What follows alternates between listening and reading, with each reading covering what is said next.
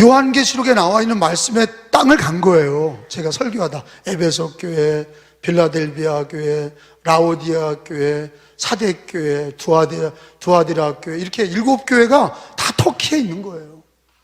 그래서 우리 은혜교인들도 이스라엘을 가봐야 되고 터키를 가봐야 돼요.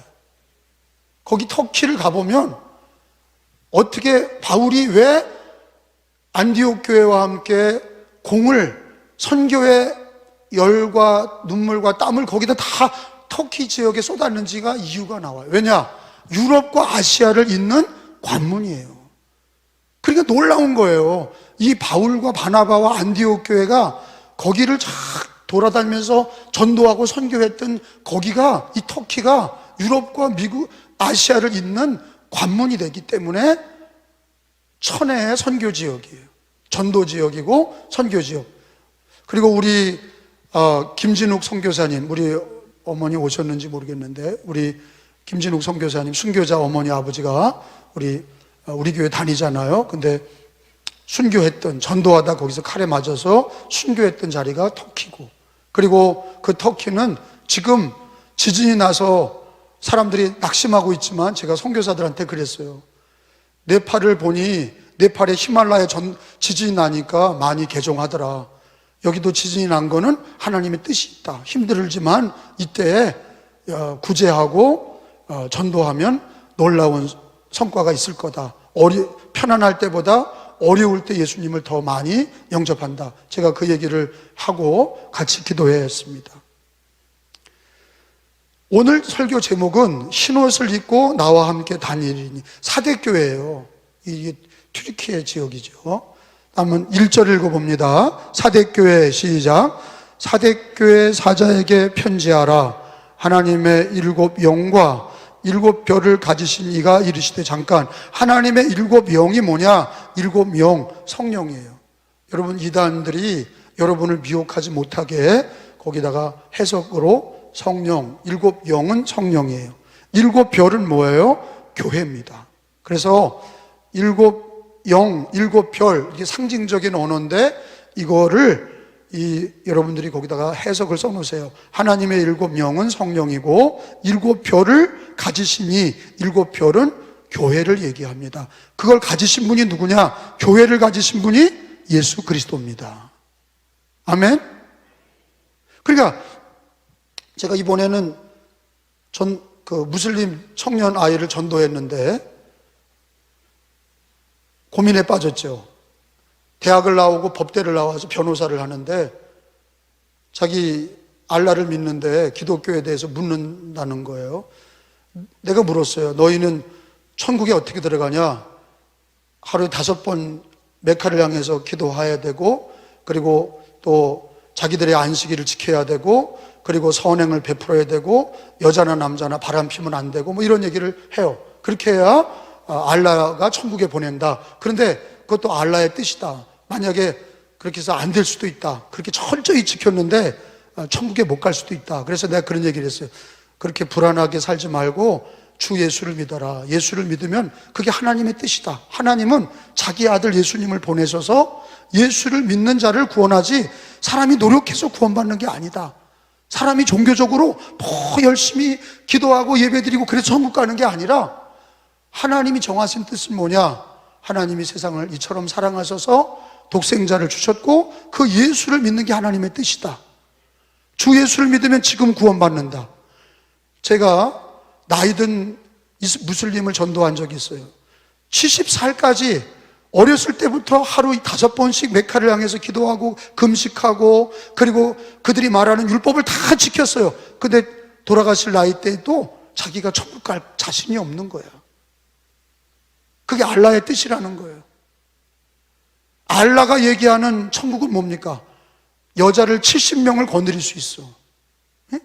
알라가 얘기하는 천국은 남자가 천국 가면 70명의 여자, 우리 기독교 천국 말고요. 알라가 얘기하는 천국은 남자가 죽으면 70명의 여자를 데리고 살 수 있어, 미녀를. 그리고 그걸 감당할 수 있는 약도 주신대. 그래서 내가 음란하다. 우리 기독교는 그게 아니다. 우리 기독교는 황금길에 진주와 보석이 가득 찬 게 천국집이다. 맞아요, 틀려요? 천국이 요한계시록에 나오잖아. 생명수강이 있고 온갖 그 강 주변에는 과일이 있다. 그리고 거기에는 하나님이 계시고 그 우편에는 하나님의 아들 예수님이 계시다. 근데 거기 들어가는 길은 사람의 노력으로 가는 게 아니다. 사람이 열심히 신앙생활했다고 가는 게 아니다. 주 예수를 믿어야 구원받는다. 할렐루야. 너가 70살 때도 불안할 거다. 너가 죽을 때도 넌 불안할 거다. 그러니 지금 예수를 믿고 구원받으면 너는 행복한 삶을 살 수 있다. 제가 그 얘기를 했어요. 이 기독교의 핵심이에요. 제가 얘기한 게 기독교의 핵심이야. 노력으로 구원받는 게 아니라 은혜로 구원받고 믿으면, 예수 이름으로 믿으면 은혜로 구원받는다. 선행으로 구원받는 게 아니라 예수로 구원받는다. 이게 바로 하나님의 구원의 진리입니다. 자, 오늘 우리 주님이 7 영과 7 별을 가지시니, 우리 예수님은 교회의 주인이시고 성령을 그의 이름으로 주십니다. 그런데 교회에 대해서 이 사대교회는 책망을 많이 받았어요. 근데 이제 이 사대교회 책망은 우리가 읽어보면은 살았다 하나 죽었다 그랬어요. 아, 이거 무서운 얘기잖아요. 너는 죽었다. 예수님의 평가는 사대교회, 교회에다 하는 얘기가 너는 죽었다, 이런 얘기를 하시는 거예요. 이게 충격적인 얘기 아니에요? 사대교회가 신앙생활 핍박 중에, 궁핍 중에 초대교인들이 얼마나 어려웠어요. 그렇게 예수를 믿는데 거기다 대고 예수님이 넌 살아있는 게 아니라 죽었다, 이렇게 얘기를 하면 그건 충격입니다. 여러분, 오늘 저와 여러분에게 예수님이 너는 살아있는 게 아니라 죽었다, 그러면 얼마나 충격입니까? 그게, 그 얘기가 사대교회를 향하신 말씀이에요. 그런데 왜 주님이 이렇게 책망하십니까?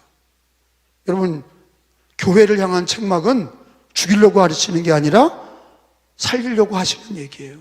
죽었다고 하시는 얘기는 네 신앙을 돌아보고 빨리 회개하고 살아나라는 얘기예요.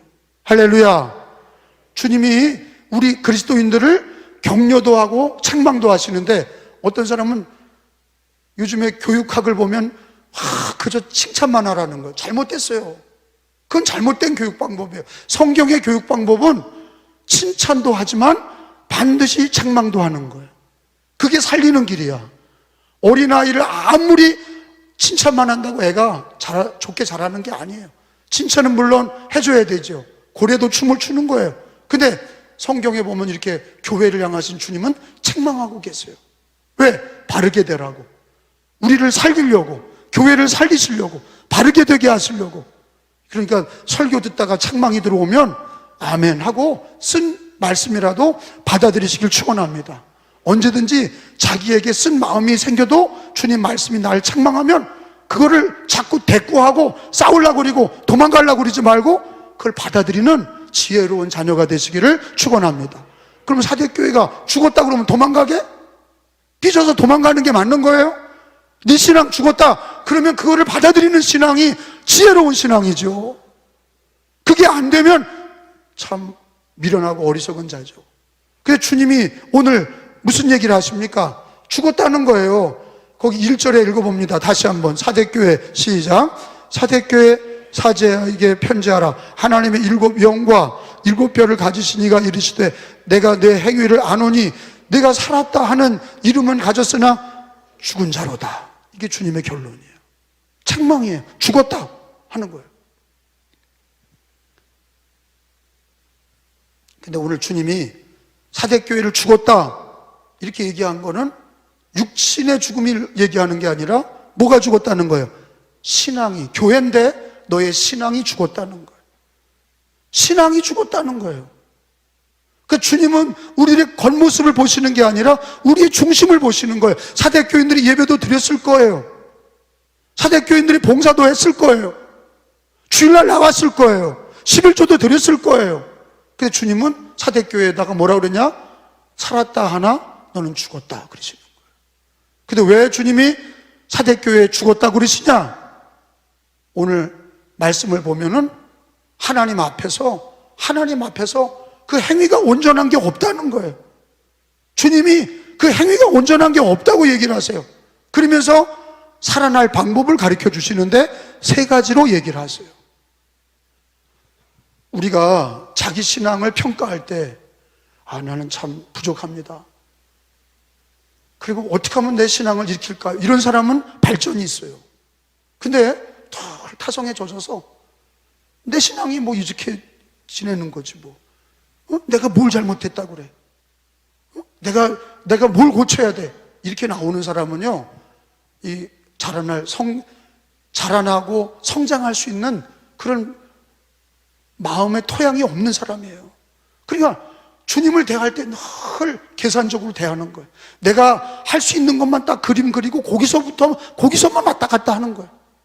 주님이 뭘 시켜도 안 해. 왜? 내가 할 바는 다 한다. 그리고 주님이 시키는 건 더 이상 안 해. 근데 오늘 성경에 보면은 사대교회를 향해서 죽었다고 얘기하시고 세 가지로 사대교회에게 말씀을 주시는데, 첫째는 어떻게 살아나는 겁니까? 3절에 보니까 읽어봅니다. 시작. 그러므로 시작. 어떻게 받았으며 어떻게 들었는지 생각하고 지켜 회개하라. 한번 따라 합시다. 어떻게 받았으며 어떻게 들었는지 생각하고 지켜 회개하라. 어떻게 받았으며 어떻게 들었는지 생각하라. 이거는 말씀이에요. 어떻게 들었는지, 하나님 말씀을 어떻게 들었는지 말씀을 생각하고 지켜서 회개하라. 여러분, 우리들의 신앙의, 우리의 모든 삶의 기준은 성경 말씀입니다. 하나님 말씀은 1.1획도 변함없고 하나님 말씀은 반드시 이루어집니다. 하나님 말씀은 그대로 이루어지고 모든 윤리와 모든 신앙의 표준은 성경이에요. 오직 성경.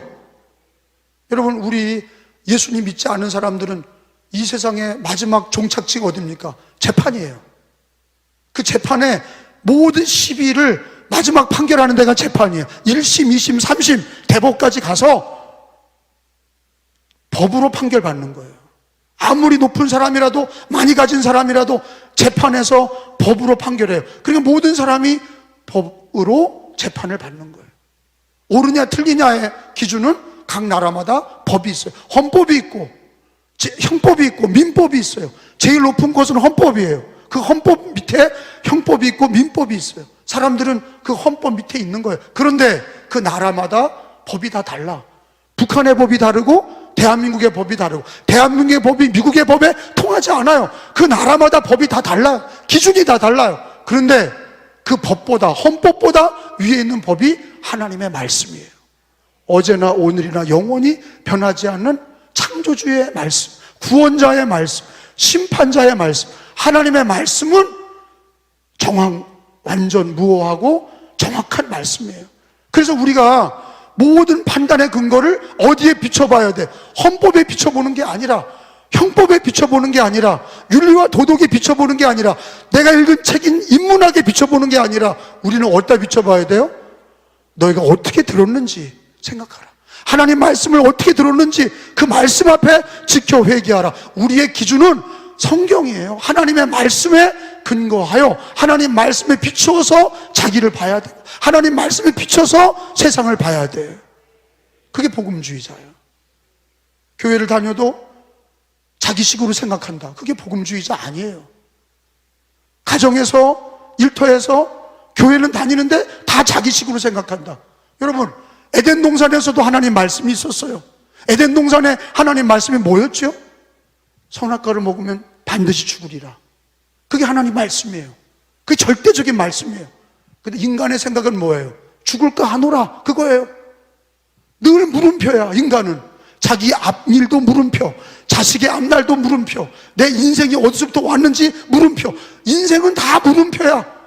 근데 하나님은 선악과를 먹으면 죽는다. 그게 하나님 말씀이에요. 마귀는 뭐라고 그래요? 그걸 먹어도 죽지 않는다는 거예요. 근데 인간이 하나님의 말씀을 따르지 않아. 자기 기준을 가지고 마귀의 말을 듣고 인간은 타락했어요. 그게 에덴 동산의 얘기만이 아니에요. 오늘날 얘기예요. 모든 인류는 하나님의 말씀의 기준으로 살아야 될 줄로 믿습니다. 말씀으로 사셔야 되는 거예요. 교회를 다녀도 자기가 생각하고 가정주부로 직장을 다니고 사업을 해도 하나님 말씀에 비추어서 가정을, 하나님의 말씀에 비추어서 내 생각을, 하나님 말씀에 비추어서 우리의 모든 행함을 결정해야 돼요. 그게 하나님이 원하시는 거예요. 근데 사대교인들은 왜 죽었다고 그래요? 말씀이 없는 거예요. 어떻게 들었는지를 생각하지 않는 거예요. 그러니까 주님 뭐라고 그래요? 너가 죽었다. 그런데 뭐라고 그래요? 어떻게 받았는지, 어떻게 들었는지 생각하고 지켜 회개하라는 말씀이에요. 하나님 말씀이 기준이 되라는 거예요. 그래야 살아난다는 거예요. 저는 놀라운 사실은 신구약을 연구해 보면 에스겔서가 나와요. 에스겔서에 이스라엘 백성들이 하나님 말을 듣지 않고 바벨론에게 망해서 완전히 포로로 돼서 70년 동안 노예 생활을 해요. 근데 그거를 뭐라고 말씀하셨어요? 마른 뼈다귀라고 얘기하셨어요. 살아날 수 없는 마른 뼈다귀들에게 하나님이 에스겔에게 저 뼈들이 살아나겠느냐 물어보셨어요. 어떻게 살아납니까? 과학적으로나 모든 경험으로 비춰볼 때 마른 뼈다귀들이 어떻게 살아납니까? 인간에게 무슨 희망이 있어요? 근데 하나님이 뭐라고 그래요? 에스겔에게 하나님 말씀을 전해줘라. 그러면 살아난다는 거예요. 하나님 말씀을 전해주고 성령이 들어오면 살아난다. 그게 마른 뼈다귀들에게 대언합니다. 마른 뼈다귀야 일어나라. 하나님 말씀에 일어나라. 하나님 말씀을 전하니까 뼈다귀들이 일어나기 시작했어요. 우리 인간은요, 하나님 말씀을 들어야 살아나요. 죽은 나사로에게 예수님 말씀하셨어요.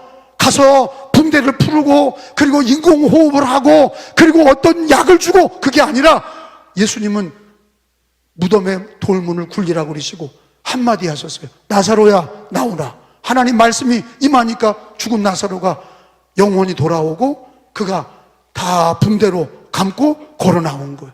그를 풀어서 먹여줘라. 나사로가 살아났어요. 뭐로 살아났어요? 하나님의 말씀으로 살아나는 거예요. 여러분, 지금 이 시대 과학은 발달하고 많은 것은 되어지는 것 같으나 인간이 마음은 다 피폐해져 있어요. 죄악이 관영하고 전염병, 전쟁, 수많은 기근, 지진, 이런 일들이 비일비재하게 어느 때보다 많아요. 여러분, 이 시대가 살아나는 방법이 뭡니까? 교회가 살고 성도가 사는 방법은 어떻게 들었는지, 어떻게 받았고 어떻게 들었는지 생각하고 지켜 회개하라. 하나님 말씀 앞에서 늘 말씀을 읽고 그 말씀을 듣고 그 말씀을 지켜서 잘못된 거 회개하고 그 말씀에 순종하고 그러면 살아날 줄로 믿습니다. 요한계시록 1장 3절의 말씀이에요.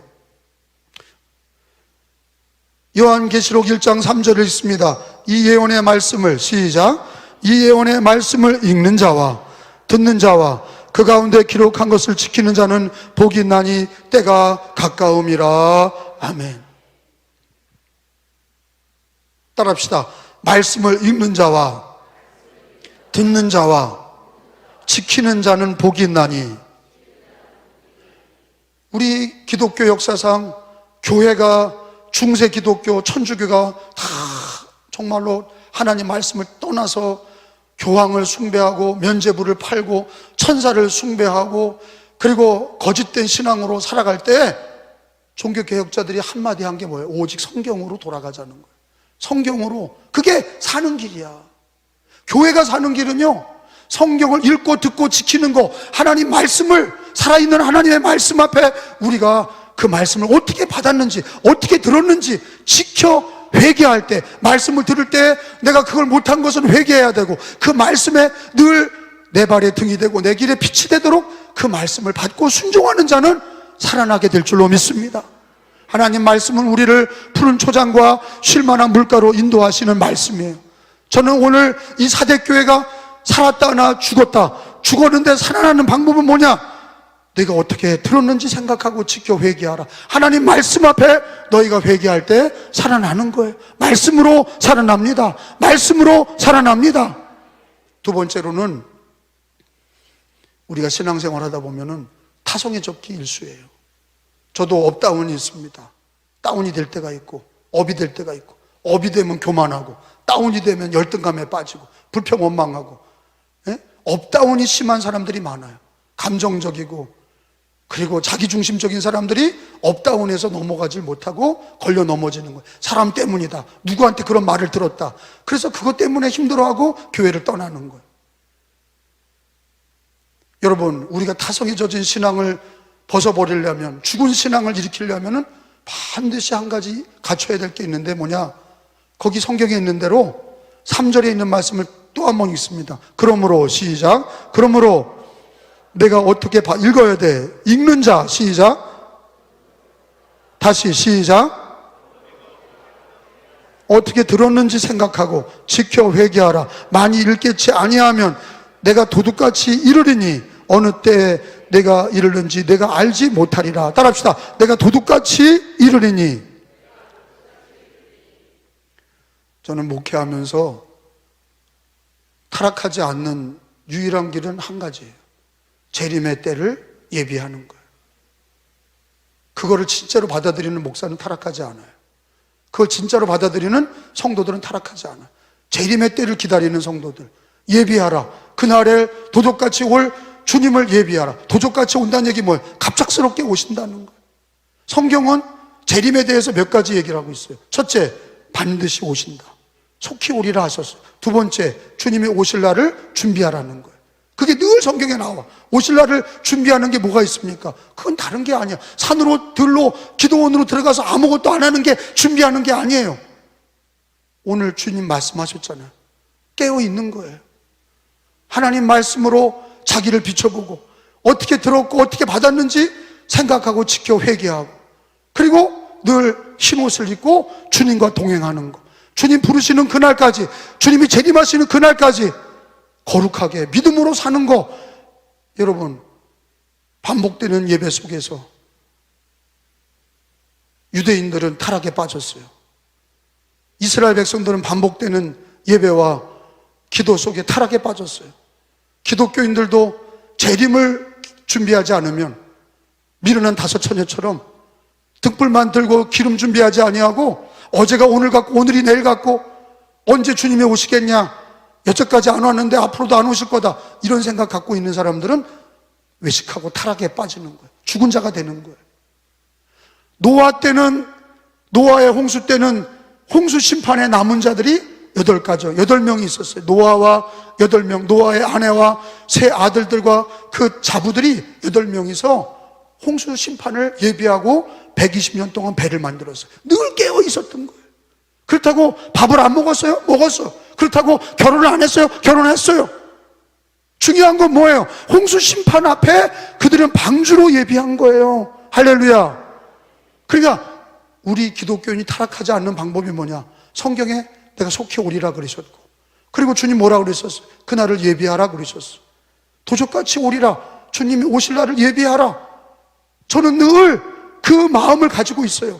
늘 재림의 때를 예비하고 있어요. 그래서 감독이 되든지 개척을 처음 했든지 저는 똑같은 마음을 가지고 있어요. 처음 개척한 30년 전이나 지금 감독이 된 30년 후나 똑같은 마음이 뭐냐? 재림 앞에 있는 저예요. 재림 앞에 저는 늘 주님의 날을 준비하고 예수 재림의 날을 깨워서 기름과 등불을 준비하고 예수님 맞이할 준비하는 그런 신앙. 할렐루야. 우리 기독교인들은 재림을 준비하는 신앙이 되셔야 돼요. 그래야 타락하지 않는 거예요. 여러분, 베드로후서 3장 10절을 다 찾아봅시다. 베드로후서 3장 10절에 주님이 뭐라고 말씀하셨어요? 주의 날은 도적같이 오리라 그러셨어요. 그날은 아무도 몰라요. 그러나 주님 속히 오세요. 가까이 오실 날이 가깝습니다. 주님 오실 날이 가깝다는 걸 아셔야 돼. 읽어봅니다. 10절, 3장 10절 시작. 그러나 주의 날이 도둑같이 오리니 그날에는 하늘이 큰 소리로 떠나가고 물질이 뜨거운 불에 풀어지고 땅과 그 중에 있는 모든 일이 드러나리로다. 아멘. 주님의 날이 옵니다. 시작이 있으면 끝이 있는 거예요. 태어날 때가 있으면 죽을 날이 오는 거예요. 모든 것은 뿌렸으면 거둘 날이 있는 것처럼, 시작이 있고 끝이 있는 것처럼, 우리가 주님이 오실 날이 마지막이고 그날은 믿는 성도들에게는 반드시 그날은 주님 앞에 어린 양 혼인잔치에 들어갈 날인데 지금 오늘일는지 내일일는지 몰라요. 근데 중요한 거는 주님 속히 오리라 하셨고, 그리고 도둑같이 오신다는 거, 그 날과 시는 아무도 몰라요. 그리고 날과 시를 가르쳐 줬으면 시컷 놀다가 그날 준비하면 돼. 근데 주님이 날과 시를 가르쳐 주지 않은 이유가 있어요. 매일같이 준비하라는 거예요. 할렐루야. 매일같이 준비하는 사람이 되셔야 돼. 나는 이것이 가상적인 얘기가 아니라, 이것은 무슨 신학적인 얘기가 아니라, 이것이 무슨 주님이 그냥 거짓되게 얘기한 게 아니라 성경에 1.1획도 변함없는 주님의 말씀에 재림을 얘기하고, 우리가 이 땅에 사는 동안에 재림을 믿지 않는 성도들은요, 그냥 율법적인 신앙밖에 없어요.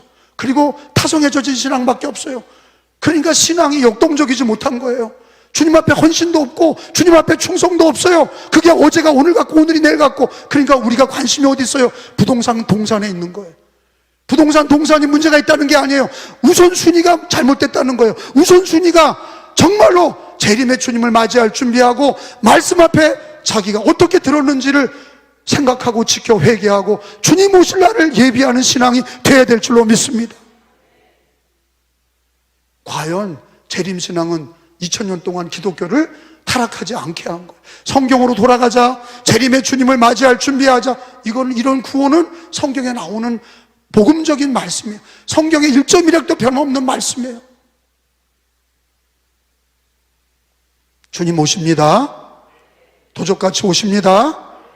예비하셔야 돼. 그리고 늘 기도하실 때마다 재림의 주님을 준비하는 신앙이 되도록 늘 기도하실 때 타성해졌지 않고 세상과 짝하지 않고 주님을 맞이할 준비하는 거룩한 주님의 신부로 늘 깨어있게 될 줄로 믿습니다. 사대교인들은 도둑같이 오실 주님의 얘기를 하시는 이유가 그들은 재림의 주님을 맞이할 준비와 기도가 없었다는 거예요. 그들은 거기에 관심이 없다는 거예요. 주님이 그러니까 도둑같이 오겠다는 얘기를 하신 거예요.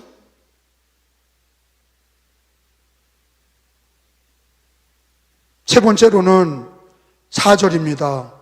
4절 읽어봅니다. 그러나 시작. 그러나 사대에 그 옷을 더럽히지 아니한 자 몇 명이 내게 있어 흰 옷을 입고 나와 함께 다니느니 그들은 합당한 자인 영건이라. 사대교회 다 타성해졌고 형식적인 신앙만 담고 경건의 모양만 있고 무늬만 기독교인이고 무늬만 교인이고 세상 밖으로 나가면은 저 사람이 교인인지 아닌지 알 수도 없는 그런 모습으로 사대교인이 그런 모습으로 있는 것을 주님이 개탄하시고 너희는 죽은 자다 그렇게 말씀하신 거예요. 그리고 어떻게 들었는지 생각하고 지켜 행하라 말씀하셨고 회개하라 말씀하셨고 내가 도적같이 이 말이라 재림을 경고하셨고 그리고 세 번째로는 흰옷을 입고 나와 함께 다니는 자가 사대교인 중에도 있어요 없어요? 몇몇이 있다는 거예요. 늘 남은 자가 있어요. 노아 시대 때는 8명이 남은 자로 구원을 받았고 홍수 때 심판의 때를 예비했고 엘리야 때는 다 바알에게 무릎 꿇는데 7,000명의 남은 자가 있었고 지금도 남은 자가 있는 거예요.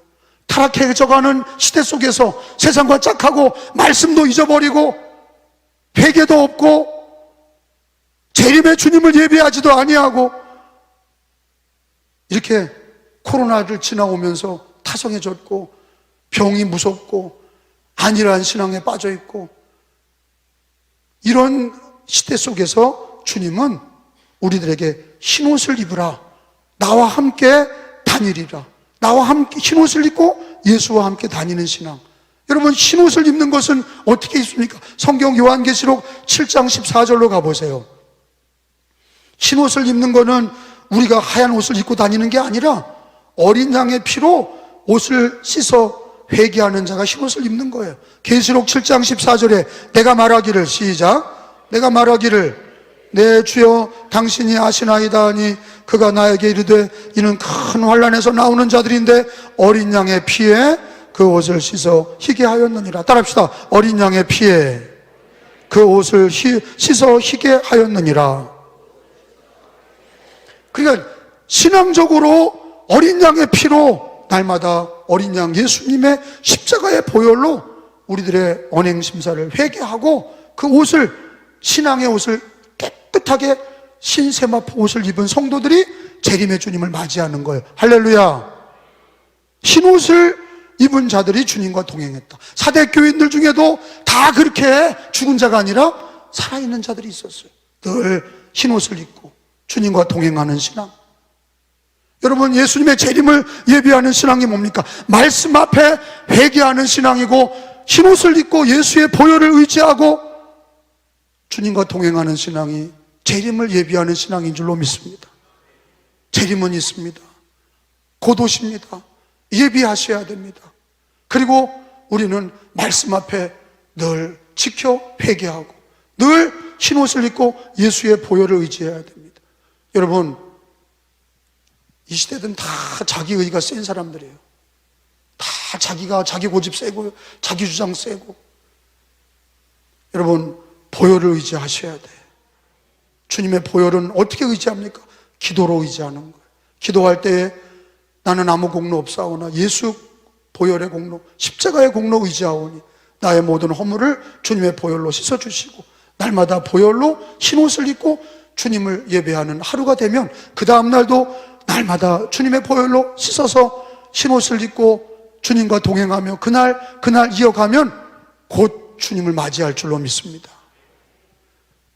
예복을 입지 않은 신세마포 옷을 입지 않은 사람들은 왕의 잔치에서, 임금의 아들의 잔치에서 쫓겨나는 거예요. 저 사람은 왜 예복을 입지 않았냐? 쫓아내라. 우리는 어린 양 혼인잔치에 입고 갈 옷은 호화스러운 옷이 아니라 어린 양의 피로 희게한, 보혈로 희게한 신앙의 옷을 입고 신랑 되신 예수님을 맞이하고 주님과 동행하는 신앙인 줄로 믿습니다. 저는 이번에 튀르키예에 가면서 그 지진 지역에 정말로 먹을 것도 직장도 없어진 교인들이 모여서 예배드리고, 그리고 오히려 구호 활동을 하고 선행을 하고 전도하고 이런 모습을 보면서 도망가지 않고 자기가 직장 구해서 다른 멀리 이스탄불로나 지진 나지 않은 지역으로 도망가서 자기가 살궁리하는 게 아니라 무너진 교회를 지키고 거기서 예배를 드리고 우리를 맞이하는 모습을 보면서 하염없이 눈물이 나더라. 우리의 내 모습이 저래야 되는데, 이 고난의 시대에 우리가 예수 믿고 신앙생활하는 것은 곧 오실 재림의 주님 앞에 말씀으로 회개하고 보혈로 회개하고 주님과 동행하는, 예수와 동행하는 신앙으로 남은 자가 되셔야 될 줄로 믿습니다. 남은 자가 되셔야 돼요. 그렇게 여러분 되기를 간절히 사모하기를 축원합니다. 말씀 앞에 깨달음이 있기를 축원합니다. 자기를 돌아보기를 바랍니다. 사대교회의 말씀이 우리 교회의 말씀이고 나에게 주시는 말씀이고, 주님이 죽었다 그러나 살아나는 방법을 가르쳐 주시고 우리가 다시 회개하고 말씀 앞에 보혈로 주님의 재림으로 우리가 다시 신앙을 새롭게 하고 신앙을 갱신하고 다시 한번 주님 앞에 말씀과 보혈과 성령의 충만함으로 흰옷을 입고 주님과 동행하는 삶으로 재림의 예수를 맞이하는 신앙이 되시기를 예수님의 이름으로 축원합니다. 예수 이름으로 축원합니다.